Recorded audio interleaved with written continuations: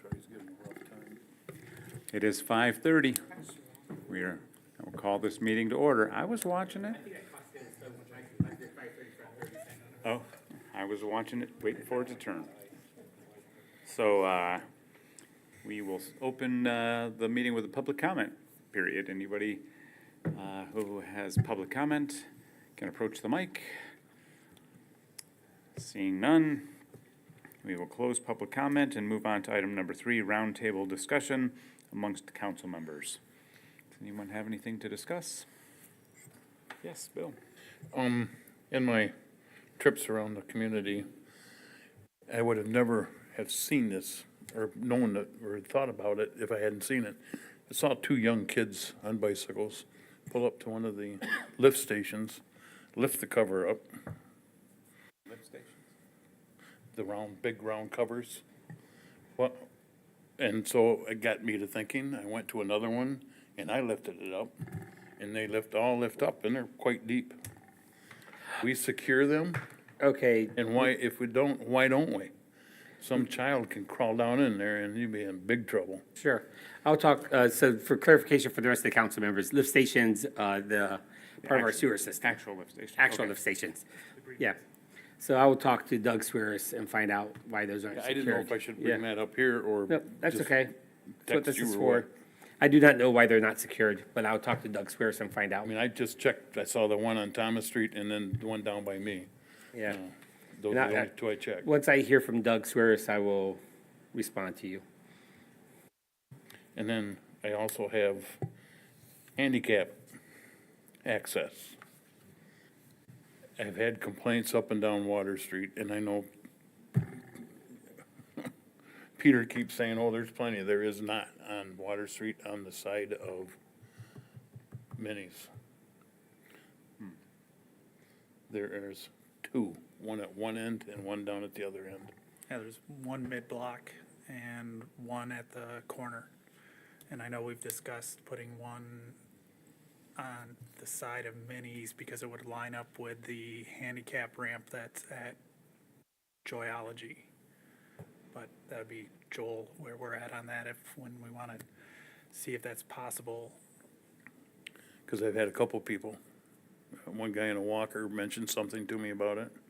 You know, they had to go clunk, clunk, clunk all the way down, and that's hard on them. So I think we should look into that. That's the only 2 things I have. All right. Thanks, Bill. Anyone else? Laura?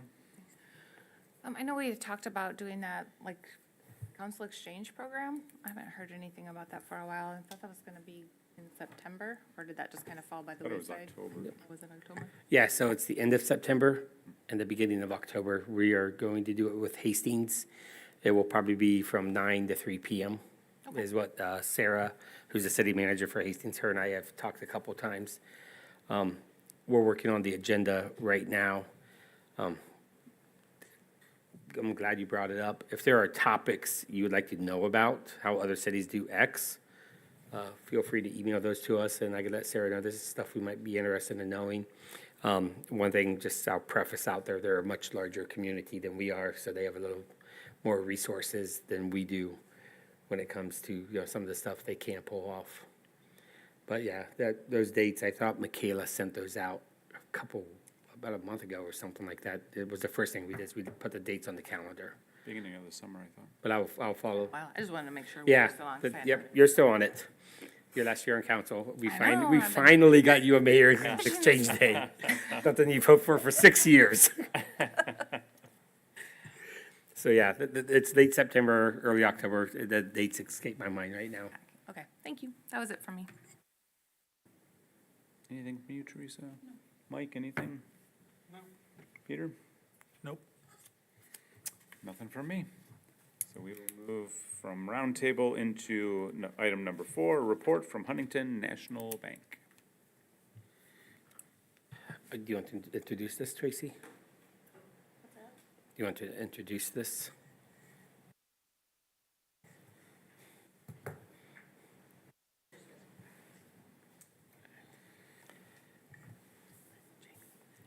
just not sure how to pronounce her last name.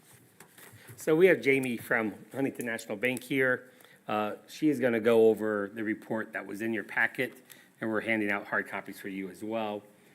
This was requested by the city council earlier this year. You just wanted a better understanding on how we handle our investments.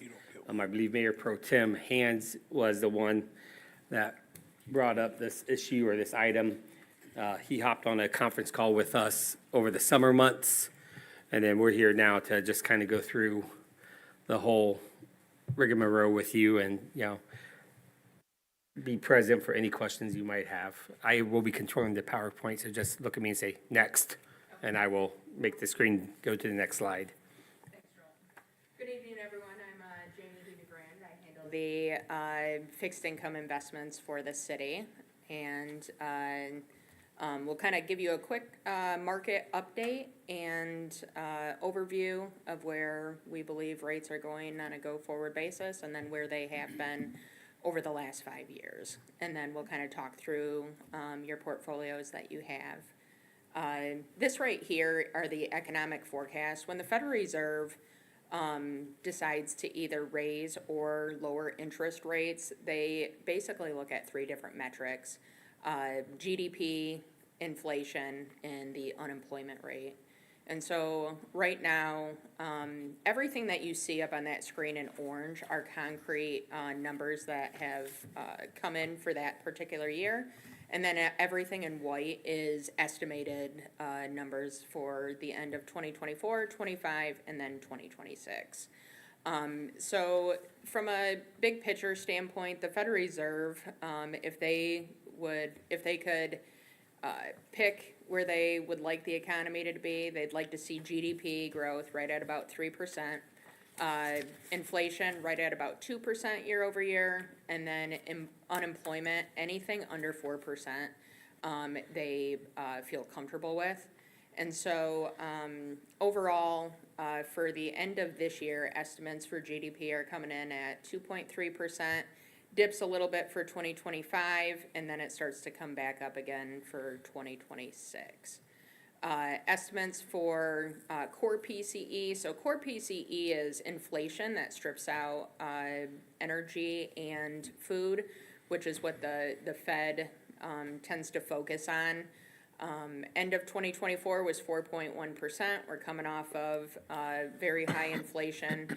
The Federal Reserve has been very vocal that they don't want to start lowering rates until they see that they are achieving that 2% inflation level. So as you can see, 2024 estimates are at 2.7, 2025 at 2.2, and then kind of getting to the target by 2026 at 2.1% year over year.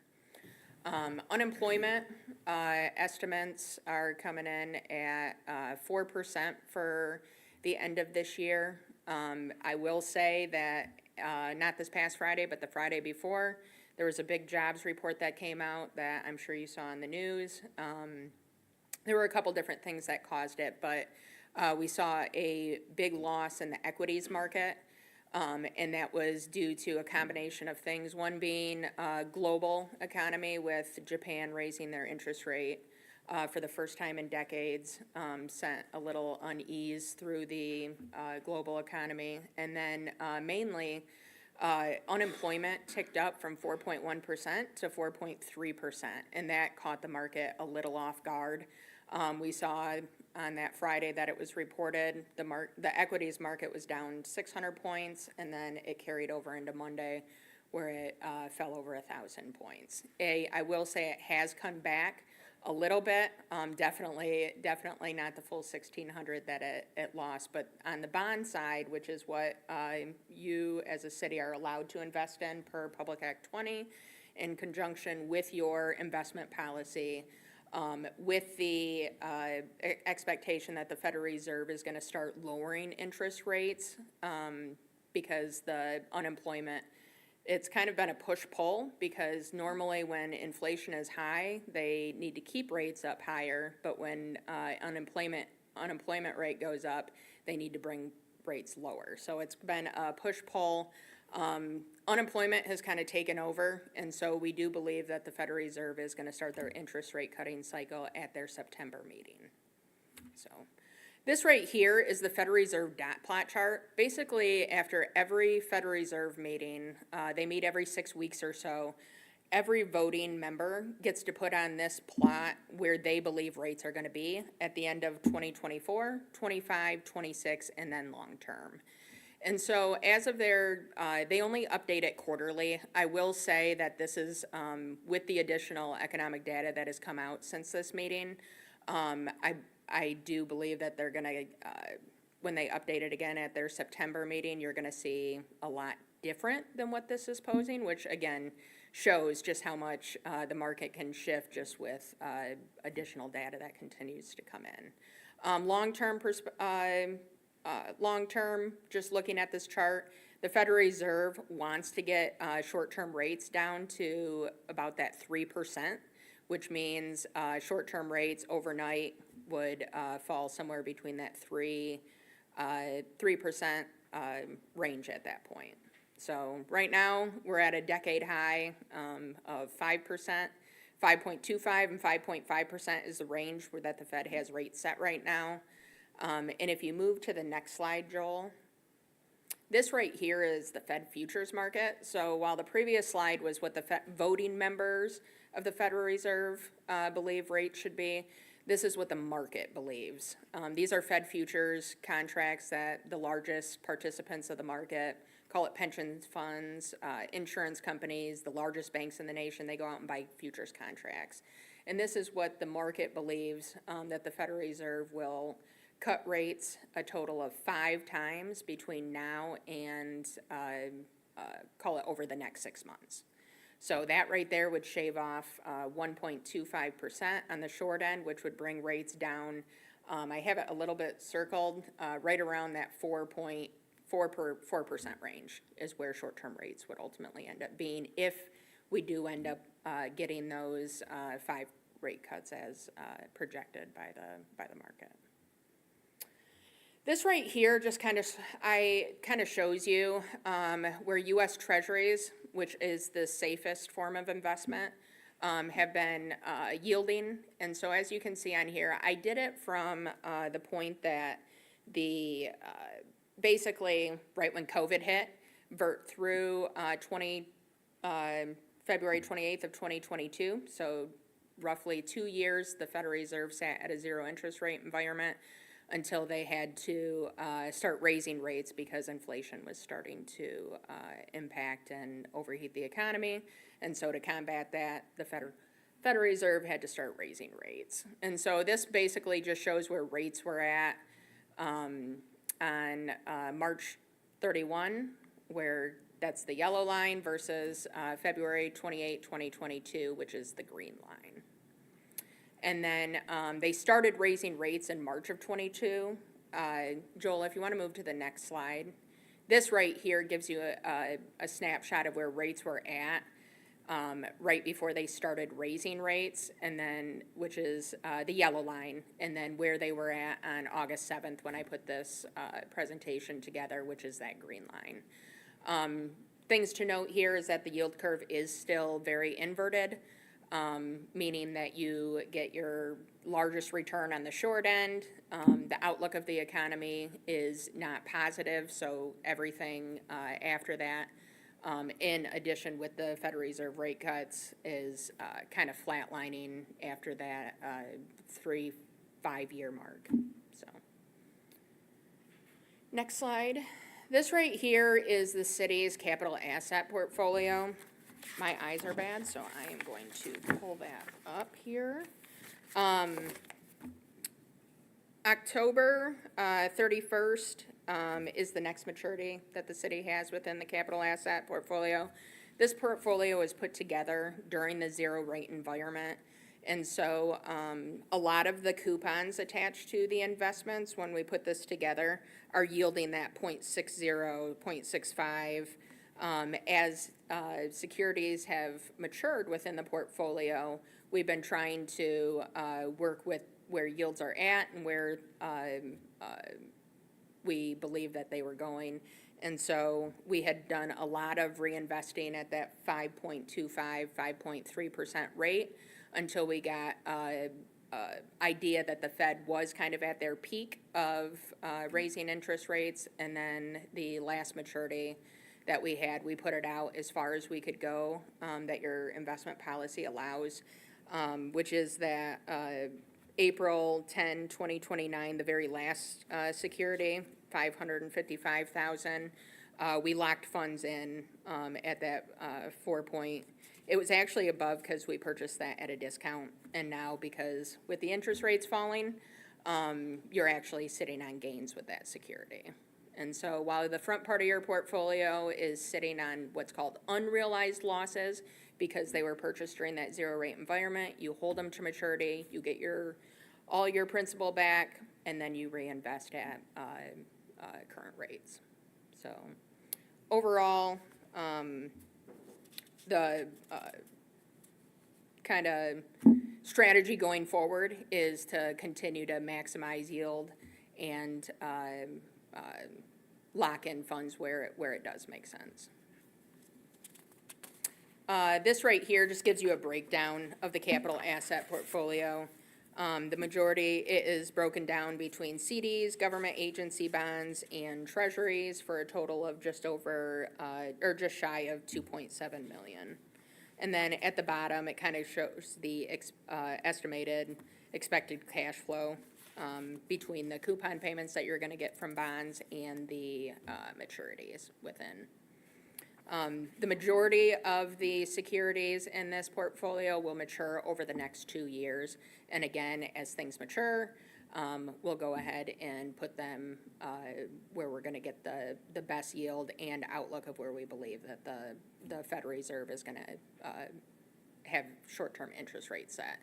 It's kind of there's a lot of unknowns, because if we end up in a recession, the Federal Reserve is going to want to push rates as low as they can to continue to rejuvenate the economy. So we definitely don't want to lock everything out there, but utilize that 1 to 5 year range that you're allowed to within your investment policy. And then next slide is your capital reserve fund. This one has a maturity. It's just the one T-bill yielding 5.35%. It matures at the end of this month, and then we will be reinvesting those funds again.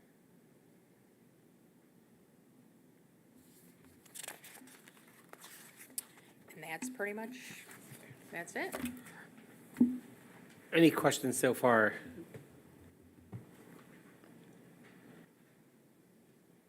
Was it 5 year or 10 year? Because you said 5 year. I think 5 year is what your investment policy allows.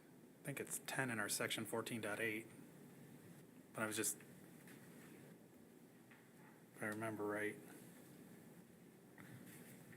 maturity date exceeding 10 years. Unless if there's a state law that's different. No, it could be. The investment policy I have on file showed the 5 years maximum. If there's another, Well, it's in our charter, so. The charter does say that. I'm not sure what our investment policy says. I'll have to pull that up and review it. But that was also adopted by council. But Just wondering, because as it gets closer to seeing rates really plummet, you really don't want to be in more of short-term positions. It's nice to be in some longer-term to hopefully wave through that downturn. So I don't know if we want to, I'd like to see what our investment policy is then, I guess, if it is 5 year, why we differed from the charter. And if we want to reevaluate that, and if that would make any difference in yours, Huntington's evaluation of where to put sure. money as the rates look like they're coming down. Because going by your chart, it looks like 10 year is the next sweet spot after the very short-term rates currently. Because the investment curve kind of comes back up at that 10 year mark. And since we couldn't go past 10, I knew from charter, I was like. Sure.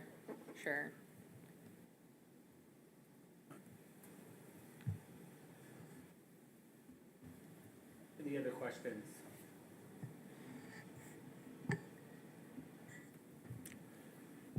Anyone? If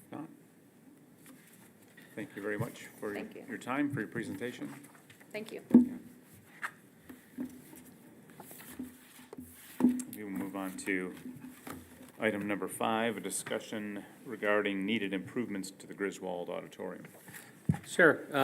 So we want to spend some time this evening talking about the Griswold and improvements that need to be made to the auditorium. Current identified immediate needs. So these are things we need to take care of. The first thing is tuck pointing of the front wall. This is the wall that faces Hubbard. And we probably are going to have to wrap around and do some of the spot repairs on the sidewalls as well, the east and west. Last year's fiscal year budget, the 23-24, we set aside $75,000 for work to be done there, but the plaster inside was deteriorating, even though we just had that fixed 5 years ago. So before we move forward with that, we wanted to bring in masonry, someone who does building renovations on old brick buildings, to just give the building a once-over. They did a once-over on it. They identified some of the pilasters appeared to be bowing. So we went a step further and we brought in a structural engineer to also look at that, to identify what is going on with this building before we dive into some tuck pointing. Because if there's issues with the structure, the tuck pointing really is kind of, useless. So in the report, you saw in the packet, you saw the report from the structural engineer and, the results of what they did there. The building is in good shape. The bones are still good there. We, however, still need to deal with the tuck pointing because water is seeping in through that brick where the mortar is falling out, and that is what's causing the damage to the plaster. We had McKellen Roofing come out because we have a couple of flat roofs there, and we wanted to verify that it wasn't coming through a flat roof drain or something. They inspected that, and they said, no, besides just some very, very small seals you need to update, water's not penetrating this roof. The drain's working the way the drain needs to work. They recommended, like all roofers do, that you clean your gutters on a regular basis, some preventive maintenance like that, which is part of our process. So that tuck pointing and then this interior plaster stuff needs to be repaired and fixed after the tuck pointing's done. And then a couple weeks ago, we had a rope snap that pulls the fly system above the stage. As the Allegan community players was getting ready for their performance, James did a giant peach.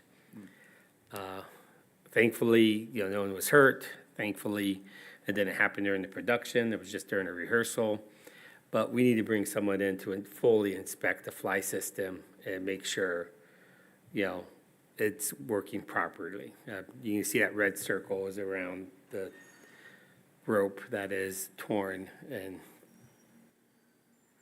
ripped to shreds. So that's the immediate need we need to do there. Some options for council for us going moving forward is the last time the tuck pointing was done, it was in 2016. The city hired Abinmarsh to put together the plans for the tuck pointing, the bid documents, go out for bid. They oversaw the selection of the contractor, then they oversaw the work that happened. That means they paid for engineering costs, contractor costs, and staff time back then. It's one way to go. Option 2 is to solicit bids for design work projects from a contractor, such as building restoration. They're the one that put that estimate together for us earlier. We hire the contractor, and then staff oversees the restoration project. There are a couple other firms in West Michigan that do this kind of work, so we would get a couple other quotes. We won't just rely on this one, but they have been useful for us in doing the investigation so far. This also complies to our purchasing ordinance, because if it's a design-build project, we don't have to do sealed bids. We can just get a couple estimates and bring them to council, and council can appoint.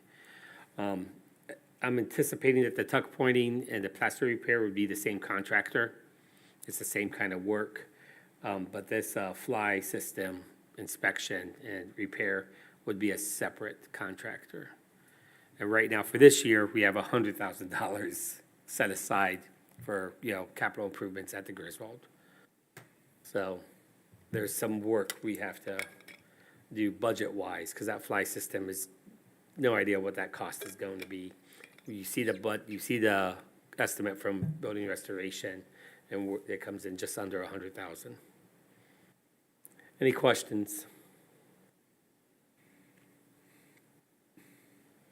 So then, if there's no questions, let's have a discussion. Engineers, roughly anywhere from 10 to 20% of a construction budget. So I could see the engineer, if you offer, to hire an engineer to help with designing the plans, you're gonna add anywhere from $10,000 to $20,000 for this project, as opposed to us just hiring a contractor that knows their work. Yeah, do we need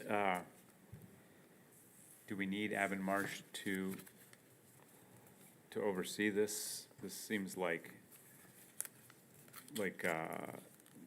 the building restoration would be able to handle this quite easily on their own. Yeah, I would assume that we would be hiring a company that has a track record and working on very old buildings.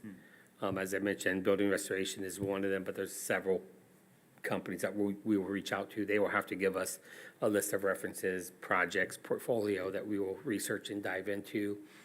I'm comfortable with employees we have here, like Todd Heckman, that has been in construction, to have an understanding, of what the work's gonna be doing, the work that's gonna occur there. And we have worked with building restorations in the past with the project that we did a few years ago, Yeah, 2017. I think so. So, yeah, they are a company. I will get a couple other estimates to bring to council, so you would see, multiple estimates. So would we develop an RFP? I don't think we develop an RFP. I think it would be a direct call. We call the companies, invite them down to tour the building, and give us their opinion on what the work needs to be done, the amount of work that needs to be done. The only thing I'm concerned always is making sure we're to find out what the scope of work is, because that's always where you get into the Yep, amount of you're trouble on correct. any- You're correct. Yeah, the RFP, if we would do an RFP and just do a blind call of, request for proposals, we'd have to be very clear on the percentage of the building that the tuck pointing needs to occur on. Not every mortar joint needs to be repaired, just the ones that are, presently failing, kind of a thing. So, Of course, we have the report here that can be provided that we've already paid for from building restorations yep, as part of that RFP. yep, we can lean on that as because that's a report / estimate that they're giving us. We asked them to update that.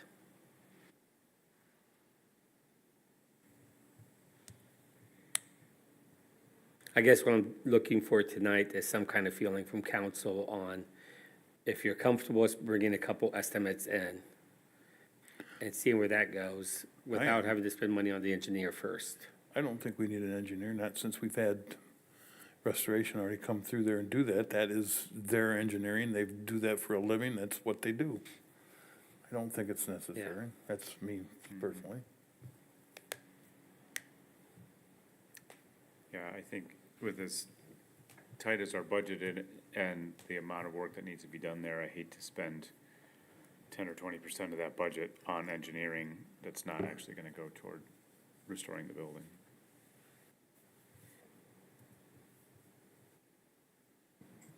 I agree with that from both of you.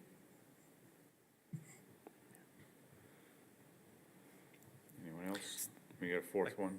Well, since I've not seen anyone screaming at me saying this is a horrible idea, why would you put this on the screen? We're gonna go with it, just bringing forth some other contractors. The name escapes me, but the gentlemen that are looking at purchasing 142 Brady, the Triangle Building, they're working with a firm out of Grand Rapids. And I hopped on, when they told me who they're working with, I hopped on that company's website just to see if it was a legitimate restoration company or if it was just, Uncle Joe's masonry, where he does it in his backyard. You want to get someone that's actually oversee old, 100-year-old building restorations, not someone that's built a brick wall next to a parking lot before. So the company, they had restored some old churches in, GR and all the way up to Traverse City. So I want to, there's some other companies I want to bring in, even though personally, I'm very comfortable talking to building restorations about this historic preservation.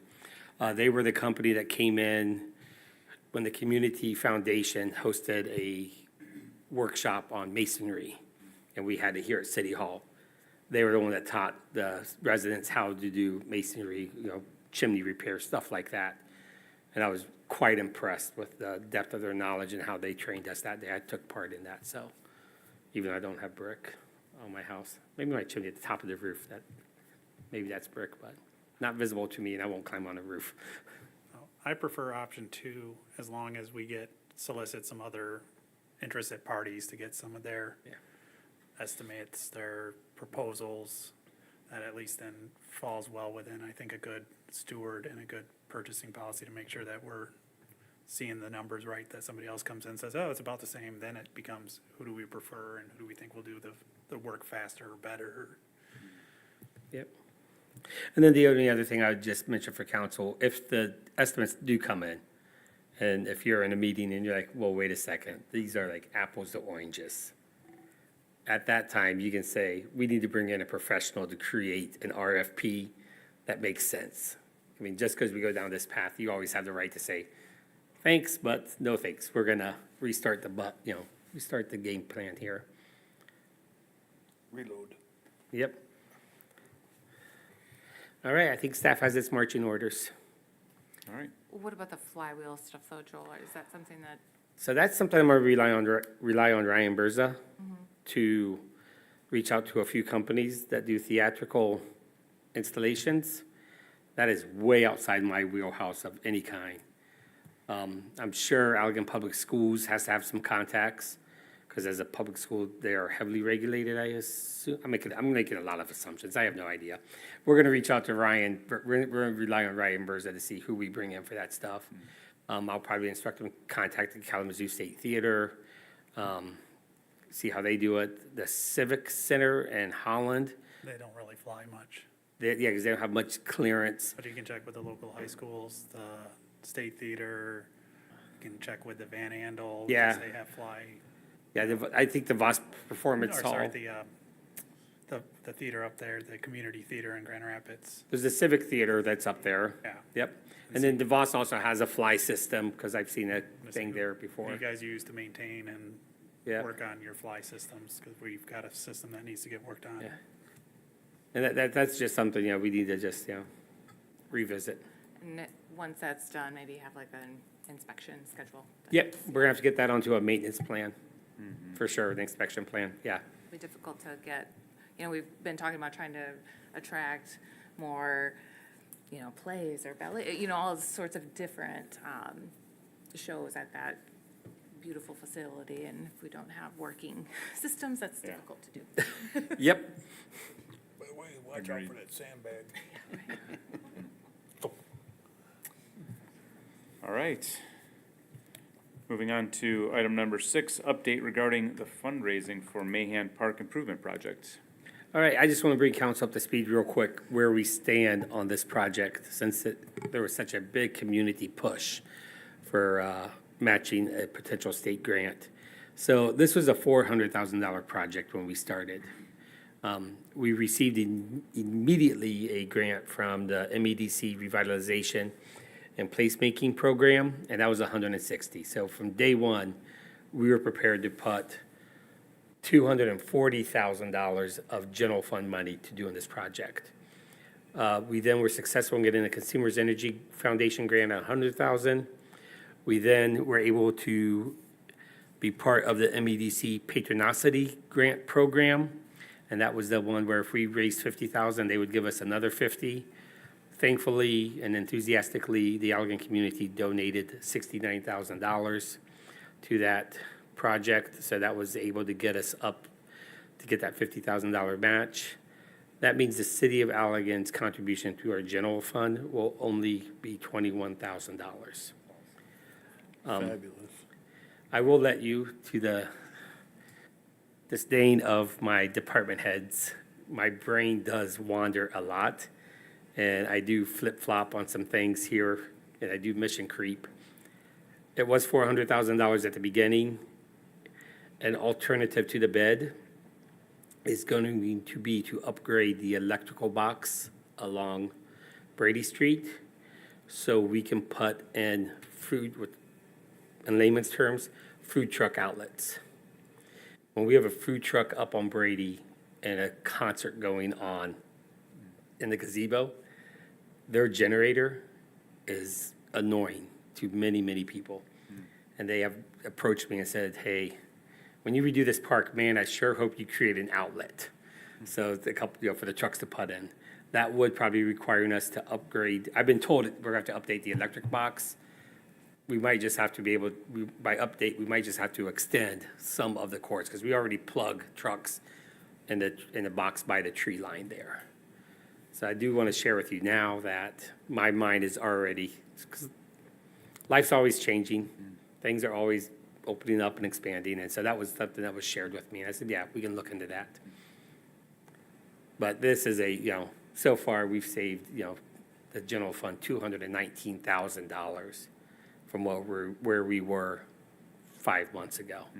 I thought some of those funds were going to be used for the swing concept that Parker had talked about down there. So, so this, The painting or the refurbishing of the rails. yep, there's some opportunity, we're looking at all kinds of opportunities with this savings. But I did want to share with you about so if the bid comes in at 410,000 instead of 400, council's not like, wait a second, what happened here? So, but that is going to be an alternate on that bid process. Going by how most our bids come in, I'd be happy at 410. So are you gonna give us multiple choices for what we get to choose that we'd like to have done down there? No, so the grant has already been, the grants we received already had a base part. layer. So if there's additional stuff, I yes. mean, the extra money. Is that Yeah, all of a very sudden much so. You've put $400,000 towards it, we're not going to be using it for that. Correct. The remainder of that, Could go elsewhere. correct. The council will have a say in that stuff, very much so. Okay, you're gonna give us a wish list, is what I'm saying. Pretty much, yeah. Okay. That's my plan of action before my finance director elbows me with pointy elbows. You gotta get a sharp. It's all good, she said. But no, this was, again, the community support is wonderful. The enthusiasm they had was wonderful. I mean, we had one gentleman who came in to pay a water bill, and his change was like $4. And asked, what's this Mahan Park flyer about? And Tammy Gorby explained it to him. He's like, keep the change, put it to that. Just really cool stories like that were heartwarming for me. Nice. It's a big win. Yeah. For sure. Awesome. Great job, Joel. Thanks. It was a good team effort. Item number 7, update regarding the properties located at 201 Ray Street and 210 Swan Avenue. Okay, so 201 Ray Street, we've discussed this property at a previous meeting. Again, it's been the subject of multiple neighborhood complaints. We received a demolition order from the court, meaning due to the condition and the owner's inability / unwillingness to address the code violations, the court ruled in our favor and said we have the right to demo it if they don't make improvements by a certain time. They did not make those improvements. The occupants that are in that house right now have no connection or relation to the owner. It was her granddaughter's home, she bought it for her granddaughter moved out, and they're more or less squatters in there right now, not paying rent, that kind of a thing. They have, per the court orders that we've gone through with them, till August 12th, which is today, to vacate. After that, the court, we can file a motion with the court, and then they have a process where they use the county sheriffs to go in and evict people. Joel, just a quick question. In the report, it says till August 23rd that they have to vacate? The email I got today was August 12th. Okay. So if there's a typo, I apologize. If the typo's in the email or the report, I don't know. I just know what the email I got today from the police department was. Yeah, soon. The estimated cost to demo this house is going to be $30,000. The city can go, we can demo the house. The $30,000 we spend on it will be put onto her property taxes, the owner's property taxes. If the owner doesn't pay their property taxes next year when it's due, the city is reimbursed the full $30,000 in water bills and everything else, just like we do every year. And then if the owner doesn't pay, and we're reimbursed by the county, if the owner doesn't pay the county the property taxes, doesn't bring them current, after 3 years, the county goes through a tax foreclosure sale. And then if the lot doesn't sell for what the taxes are, the city has to reimburse the county for what they made us whole with. At a previous meeting, I inquired if the council wanted me to check with the owner, see if they'd be interested in selling the property. We have done that. I struggle that a vacant lot at this location would be north of $35,000. I think it'd be well under $35,000 if we would try to sell that lot. So I offered her just to pay the back taxes and the utility bills. You know, and that's how we came up with the offer of $5,900. We have not heard back from her. That just went out last week or 2 weeks ago.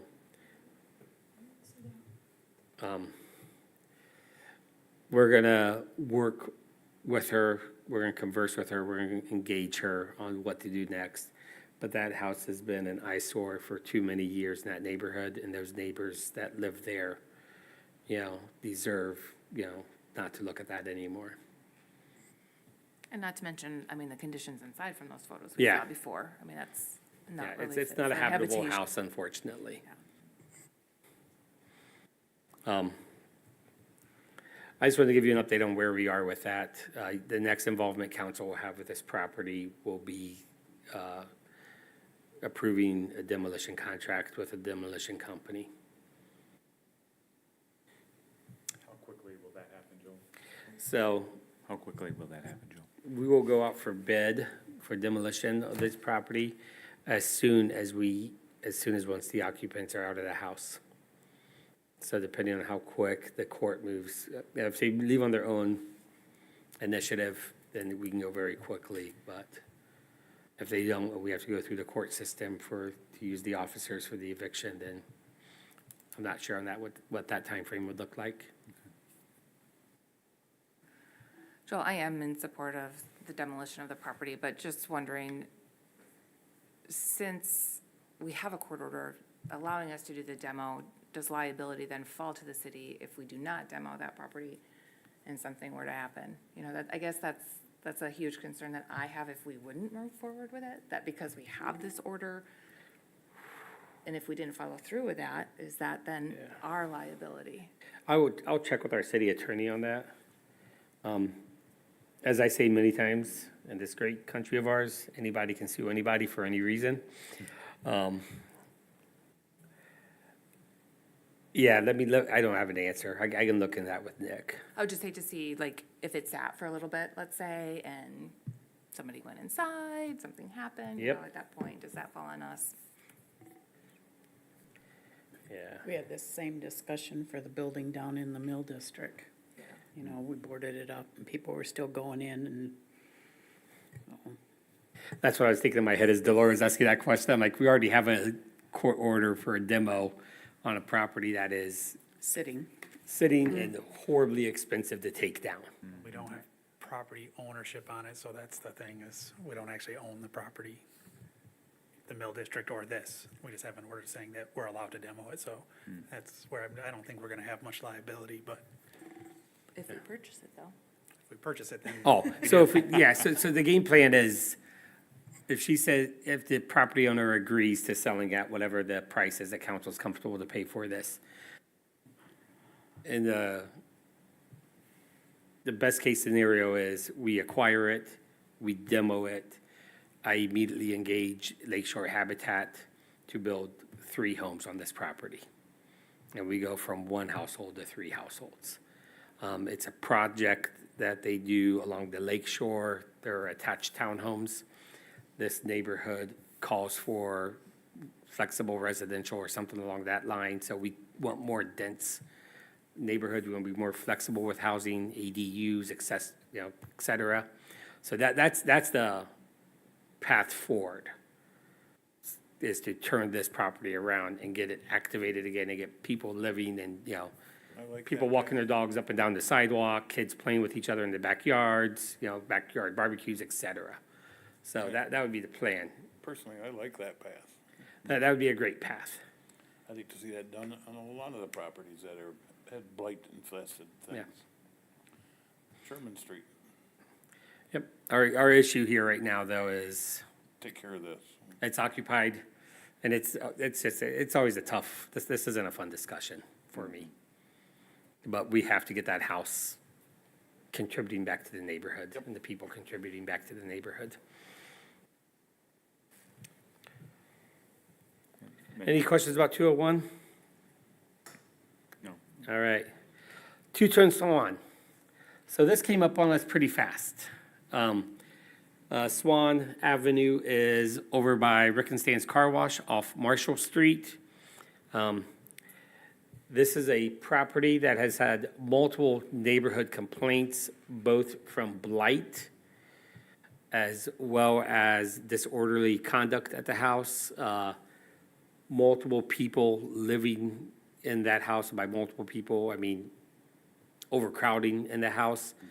When the police department walked through at one time, the basement was divided with bed sheets to create rooms and mattresses just strewn all over the floor. They took up the entire basement of this ranch home. They disconnected, the water was shut off due to non-payment. The electric was shut off due to non-payment. The consumers then had to go and disconnect the power from the pole because the occupants kept hot wiring the electric to get electric to their property.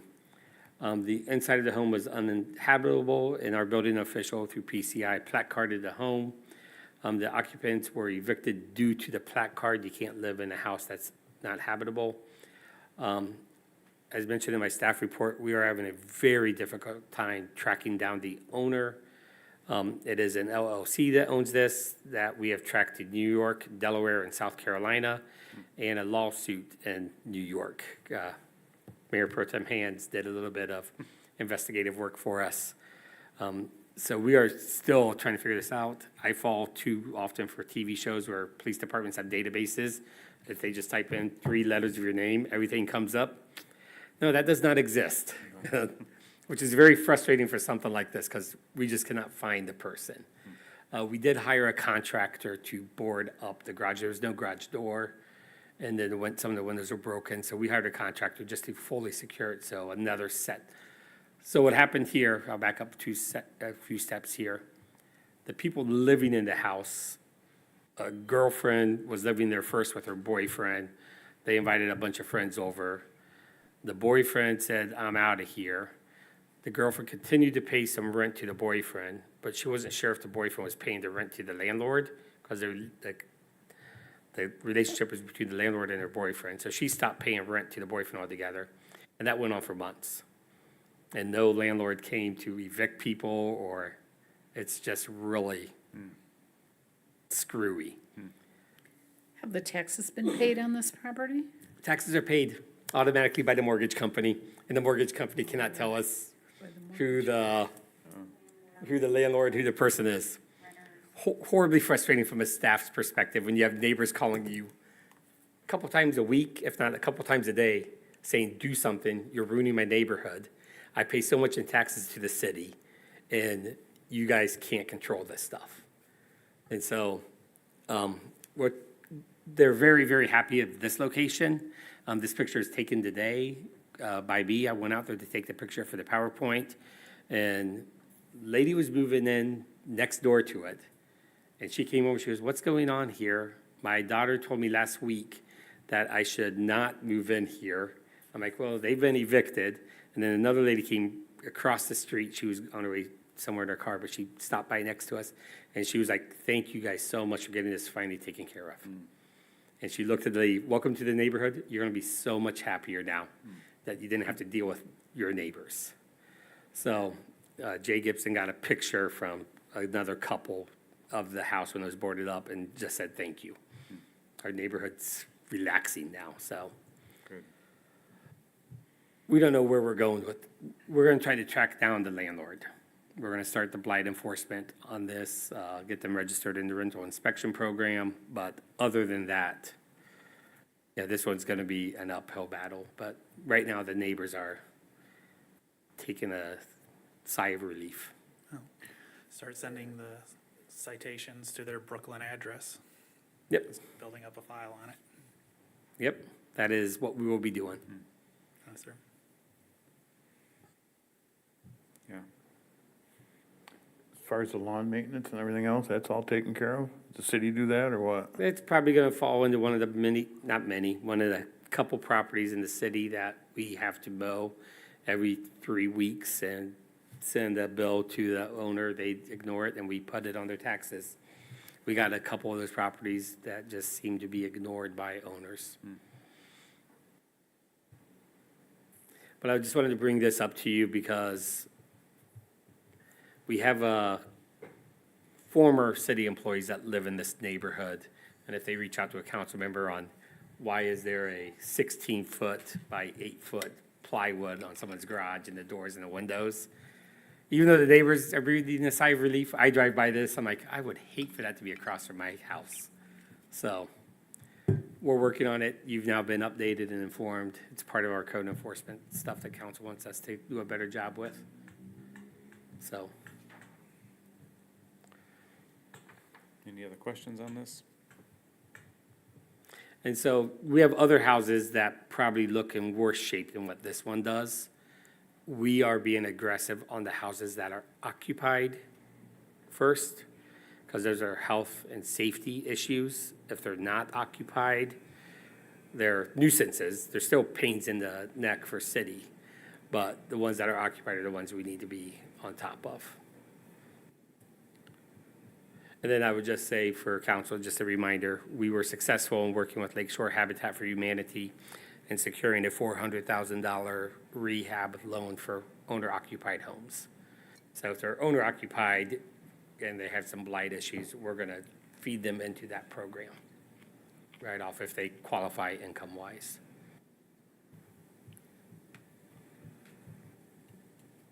All right. So is there, we're gonna have some extra time. Is there anything else we needed to discuss before we? My only thing was, I figure we're probably not gonna get roundabout report standardization until it's done, so since it's scheduled, I thought the 22nd I kinda heard. Yeah, Where are so there- I can give you an update on that. So the 22nd is the open house for the roundabout. I believe Parker Johnson posted something on their social media. This is gonna be more low-key. We're not gonna go all crazy, all out like we did for the downtown. They want me to say a few words, and it will be just a few words. And then the public will be invited to just hang out down there, walk around, bring their bikes, ride their bikes around it, and just get comfortable with how it looks and feels before the next day when it's open Friday morning to traffic.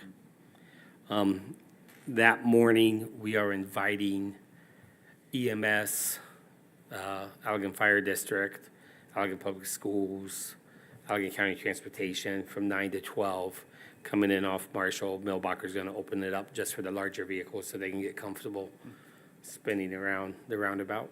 Nice. There's been plenty of residents testing it out. I've been told that. We went You were one of them? Saturday or Sunday. No.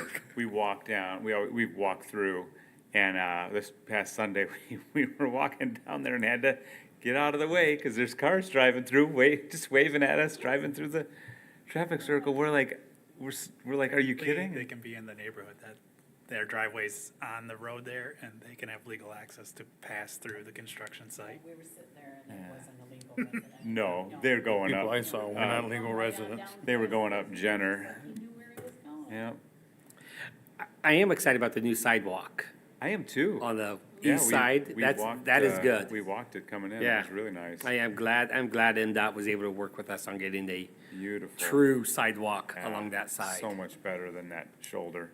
Yeah. Feels much safer up there. I'll walk about on the roundabout, And that's what day? That's the Thursday that, 22nd. Yeah, the open house is the day before? yeah. 8/22. Yep, Thursday the 22nd. I thought it was, I'm sorry, I thought it was opening on the And 20th. Friday, the 23rd is when they open it. Okay, gotcha. And I don't have my phone nearby, so I hope those dates are correct. So the open house is gonna be that evening?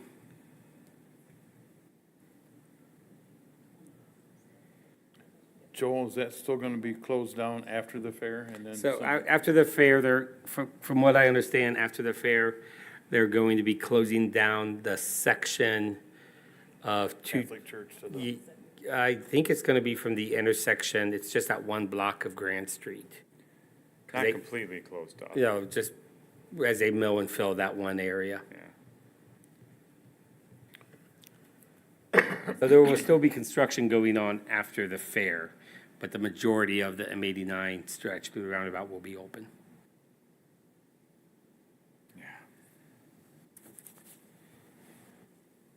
We need to get that wrapped up. Construction fatigue, for sure. And then next year, we'll be closing off Ely Street as we resurface Ely Street. I know. That is a much lighter needed. lift. I was gonna say that won't be so bad. but that's needed badly. It is. That road is trashed, We were yeah. driving back from our son and daughter-in-law's Friday night down Ely to Grove, and it's rough. The question is, When you're going home. are they I've gonna be lost done 3 with the fillings. new school? Cause they're using Ely as one of their routes into there. Not till 25 or 6, I think. We're they gonna don't shove open. all that construction traffic that they're currently doing down by the bowling alley. Cause I talked to one of the neighbors up on Ely and they're like, I want this road repaired, but he's like, wait till they finish with the school because they're gonna keep driving trucks through here. I'm like, well, Yeah. it's kinda scheduled, I think, next year, so. Yep. I will say they have been doing, the city's been doing a good job of trying to keep it, like, filling in some of the potholes. I noticed today that they filled in a bunch, again, closer to Grove, so I'm sure that's like a never-ending process right now. Where Marshall Street made a big improvement was the turnoff there at Division. Oh, yeah. That corner's been a mess for years right there, and it's so nice to make that corner and not have to It's bury smooth. your car. Yeah, it's nice. It was nice. Yep, it's good. All right, so item number 8, a review of council agenda. Anybody have any changes or additions? No additions, no changes. It's a fairly light agenda. Yeah, it's really light. Not complaining. Yep. Oh, I am. Easing Traci in. I will have to have Traci say an oath. Yeah. After you guys appoint her, and then she can sit next to Mike. And your name tag is already up there, so.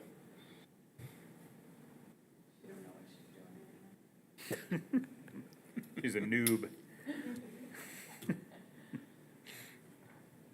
All right, so if there's nothing on the agenda, I will adjourn this meeting at 6:28, and we will reconvene back here at 7 PM.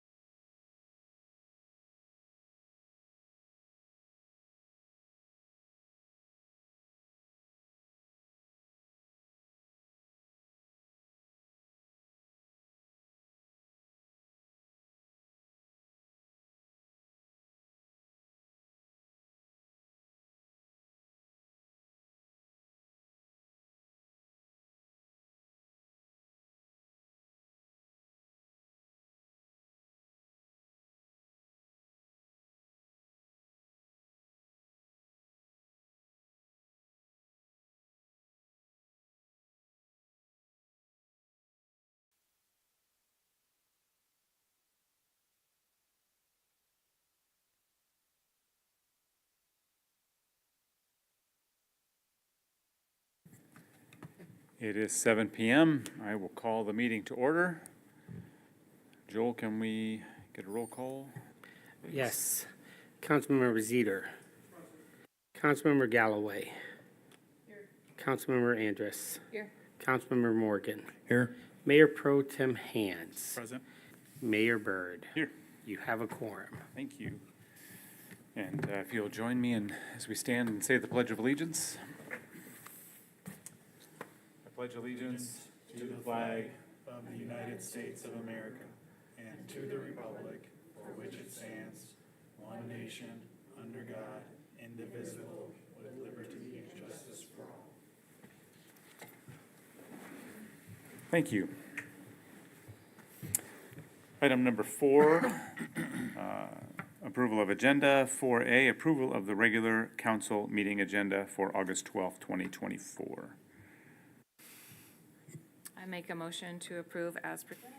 I support. It has been moved and supported. All in favor, please signal by saying aye. Aye. Opposed, nay. Motion passes. Item 5A, approval of the regular meeting minutes from July 22nd, 2024 council meeting. Make a motion to accept the regular meeting minutes from July 22nd. I support. It's been moved and supported. All in favor, please signal by saying aye. Aye. Opposed, nay. Motion passes. Come this is for 5B, approval of the closed session meeting minutes from August 5th, 2024 council meeting. We'll give us all a minute to review them.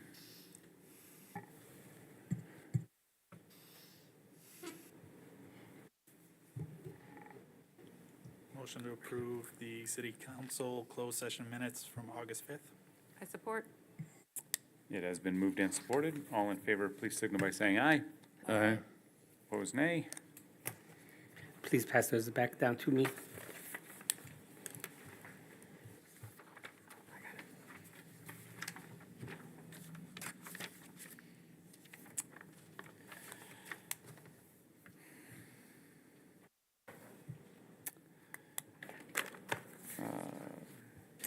Item 6A, city council appointment and oath of office for Traci Perrigo.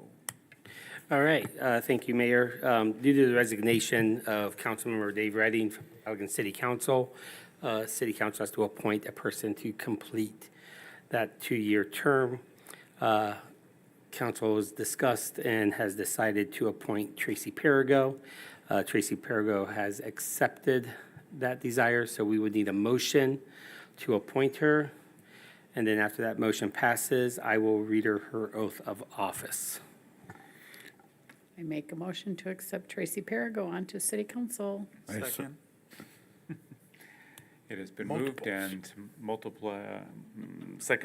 seconded multiple times. All in favor, please signal by saying aye. Aye. Opposed, nay.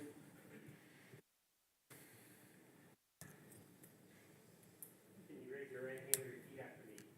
I, Traci Perrigo. I, Traci Perrigo, Do solemnly swear that I will support the Constitution of the United States do solemnly swear that I will support the Constitution of the United States and the Constitution of this state, and the Constitution of this state, and will faithfully and truly perform the duties of city council member and will faithfully and truly perform that was too much, Joel.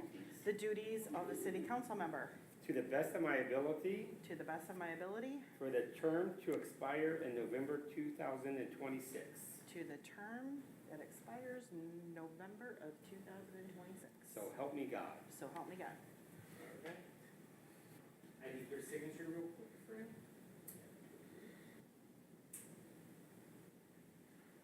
Sign where the X is.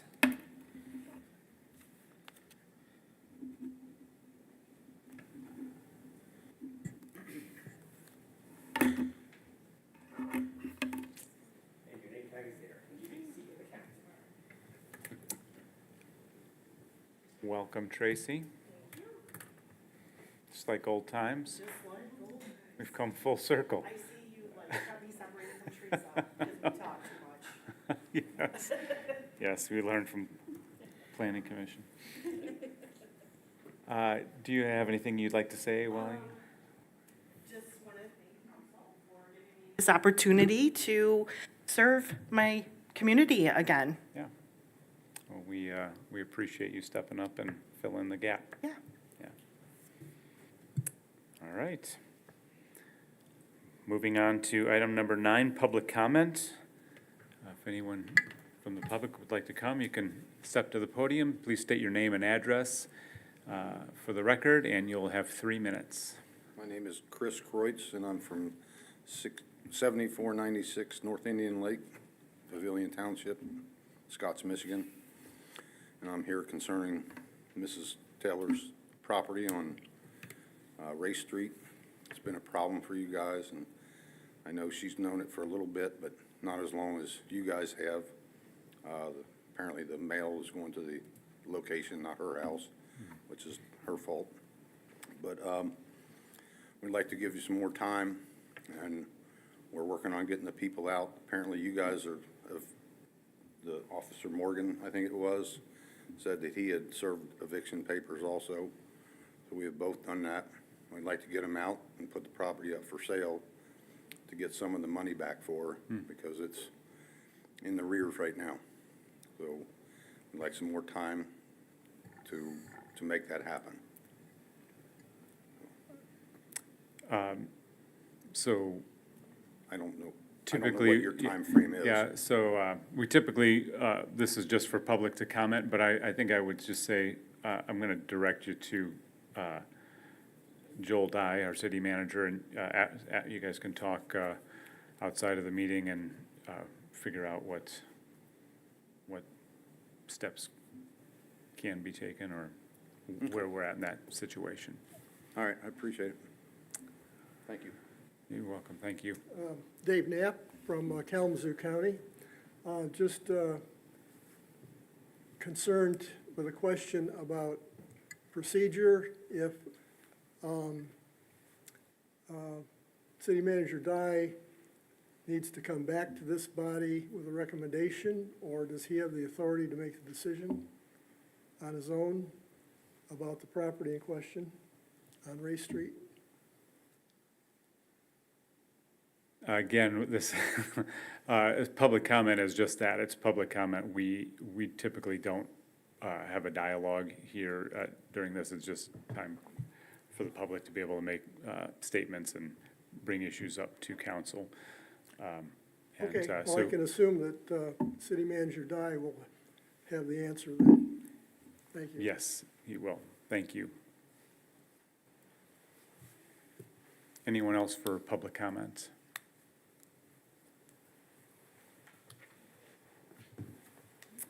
If not, we will close public comment, and we will move on to item 10, section 10, written petitions and reports from special committees. Item 10A, request from Milbocker and Sons.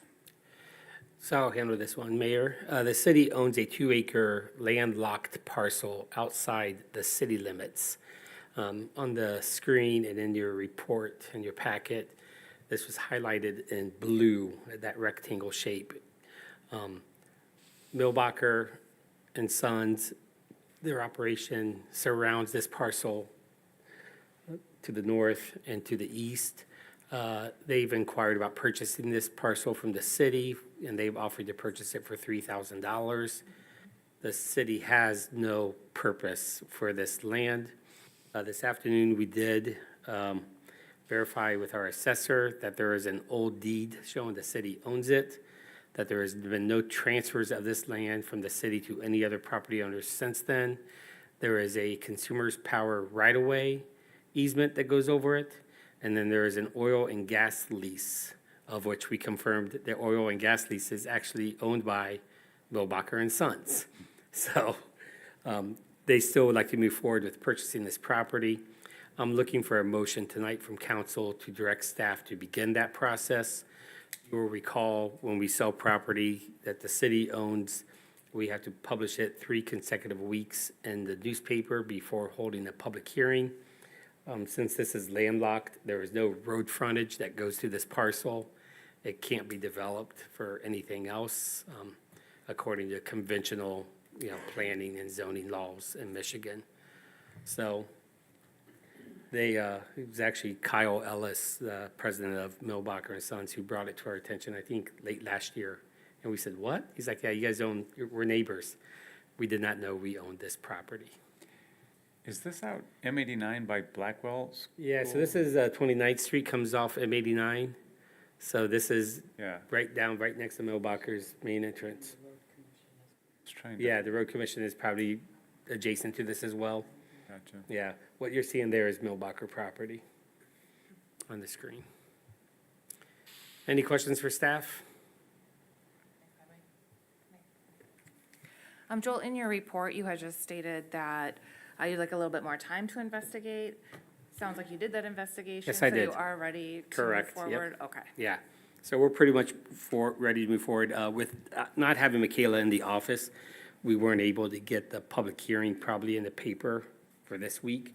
The paper really likes to get that information Monday afternoon, not Tuesday morning. So I'll probably push off on publishing this till next week's paper and start that process. So I got to look at the calendar. You're going to cancel the first meeting in September due to the fair parade. So we'll probably have this at your last meeting in September for approval. Thank you. I mean, just with the placement of that parcel, I Yeah. don't see any reason not to move forward, but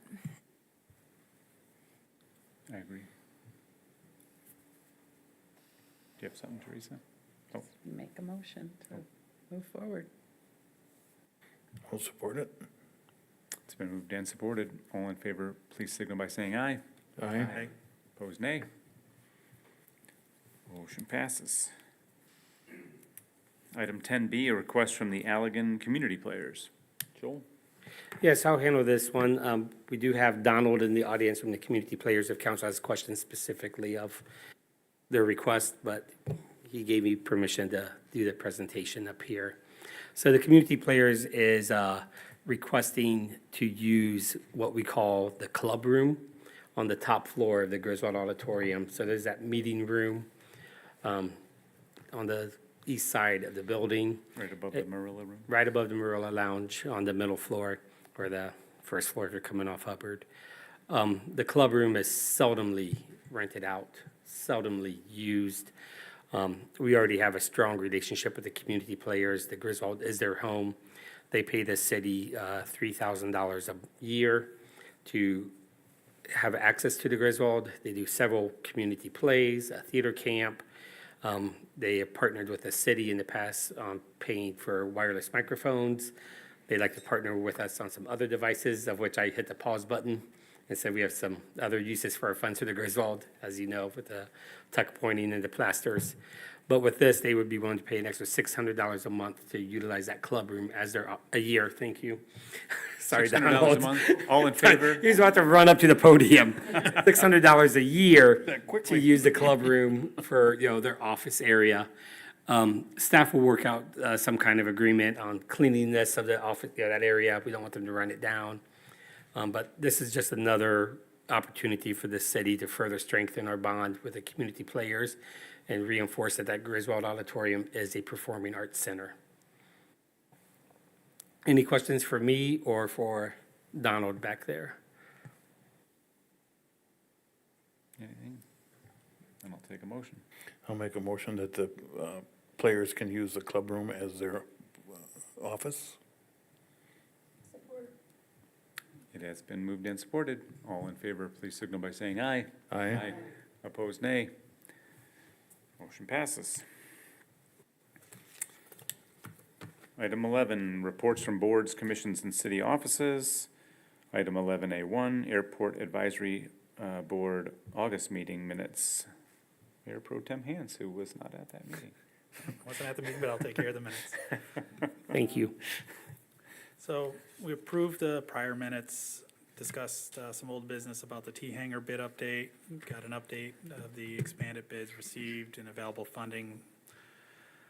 Low bid wasn't accepted by the city. The city will pay the overages that we already went over that in the past business here. They got updated on the prepare fair coming, update on the inspection, and that there was still some trees in the way. Looks like those were already taken care of by the DPW. Reviewed the capital improvement plan, and then also discuss some advisory board bylaw changes to allow for virtual, to allow people to phone in. Since it's only an advisory panel, we have no real authority. So we're looking at that because there's many people that aren't actually within the city or also travel a lot. So it'd be nice to be able to have them in that way, and that's about it. Great, thank you, Peter. And moving down to item 11B, Finance Department, 11B1, request to approve accounts payable and payroll. Back to you, Mayor Pro-Tem Hanse. It is requested that the city council approve accounts payable in the amount of $1,082,706.11 and payroll in the amount of $133,989.53. Total disbursement of $1,216,695.64. Motion to approve? Support? It has been moved and supported. All in favor, please signal by saying aye. Aye. Opposed, nay. Item 11B2, request to approve the amended fiscal year 2025 fee schedule. Joel or Traci? I will take care of this. So we are requesting some changes to the fee schedule. The first one deals with adding a penalty fee for all late miscellaneous receivable invoices. Recently, it came to my attention that while we add a penalty fee for late water and sewer bills, we don't do one for septic haulers that don't pay their bill on time. That just seemed unfair to me. I kind of lost it a little bit in the department head meeting. And I said, so we charge our residents, but we don't charge the contractors. And so, immediately we all agreed and said, yeah, we need to fix that now, even though we just adopted the budget and the fee schedule a month ago. The other thing is you've recently approved the sound equipment rentals as a policy from our promotion staff. However, we didn't include that also meant to update our fee schedule. So just to make everything legitimate, we wanted to take care of that at this time. And then we've instructed all staff, mostly me, that whenever I bring a fee schedule or a fee, recommendation to council for you to approve, that it also includes the language and update the fee schedule as amended or something like that. So we can just check all the boxes. So that's why we're bringing these fee schedule amendments to you at this time. Any questions or for Joel or? If not, I'll entertain a motion. I make a motion, we accept the fee schedule changes. It has been moved and supported. All in favor, please signal by saying aye. Aye. Aye. Opposed, nay. Motion passes. Moving down to item 13, communications from city manager, council, and mayor. Joel? Two things. So I did email Doug Swears, our water utilities director, about the lift stations. Those are supposed to be locked. So tomorrow we are driving around and inspecting every single one ourselves. Okay, So I just wanted to address that right now. thank you. I think we have quite a few. It's in the 20s, I think. So we're going to go look at all of them tomorrow to make sure. So thank you for bringing that to our attention. I know two of them that aren't locked. Which two were those again? On Thomas Street on the corner, Okay. and then down in the River Flats. And when you say River Flats, you mean your neighborhood, right? Correct. Not the middle district. Gotcha. Good. Just want to make sure we're in the same area.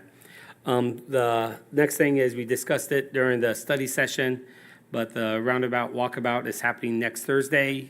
Parker's, posted that on our social media, and then he just sent an email to all the city council members. I'm making a note now to set Traci up for a new email because we have to have it on our system. That's going to be a very low-key open house. Really just, we want to give the residents a chance to walk around the roundabout, ride their bikes around it, and get comfortable before it opens next Friday. So the light at the end of the tunnel is getting very big, and it's exciting to get that project wrapped up and over with. It's been a fun 2 years in downtown Allegan. That's all I have, Mayor. Great. Thanks, Joel. Traci, anything from you? Thank you. Teresa? I would just like to thank the people who are here in regards to the 201 Race Street. We would love to get that taken care of. It's a very sore eye in our city. Just for your information, to address your comments, we did discuss that in our study session, which started at 5:30. So there is some details that I'm sure will be shared with you at that time. So thank you very much for coming forward and showing your concerns for that. Delora? I was also going to address that, so thanks again for being here, and I'm sure Joel can speak to some of the things that the city is willing and has done regarding that property, and some of the timelines for that as well. I want to say thanks to Traci for being back, so appreciative that you agreed to join us again. And then a shout out to Parker Johnson as well. I was downtown for the Pride event, and somebody brought it to my attention that the restrooms needed a little bit of a look through and some toilet paper, and I let Parker know, who just happened to be down there, and he went and took care of that. So just another example of how our staff is always available when something's needed. So thank you, Parker. Bill? What they said. Ditto. All right. Traci, anything from you? Nothing new, but thank you for allowing me to come back for a bit. Yeah. Yeah. Mike, how about you? I had heard that when there's fluctuations in the water pressure, that the meter in people's homes can read both ways. So that is an abnormal event. When there's a high pressure, low pressure instance that occurs, water can be sucked through the water meter reverse. That is something, Mike, that I can have Doug Swears email you out. He's a lot more technical on that, but it is a very rare occurrence. And we've talked to the property owners where that issue has happened. So if you know of examples where the people feel they're not getting a straight answer from city staff, you, Doug Swears, and I can sit down together and talk about that. Okay. But nothing has risen to my office as an ultimate concern. We usually address those right away. Very good. All right. Peter? No, just welcome Traci back. Everybody have a good week. Yeah. Welcome, Traci.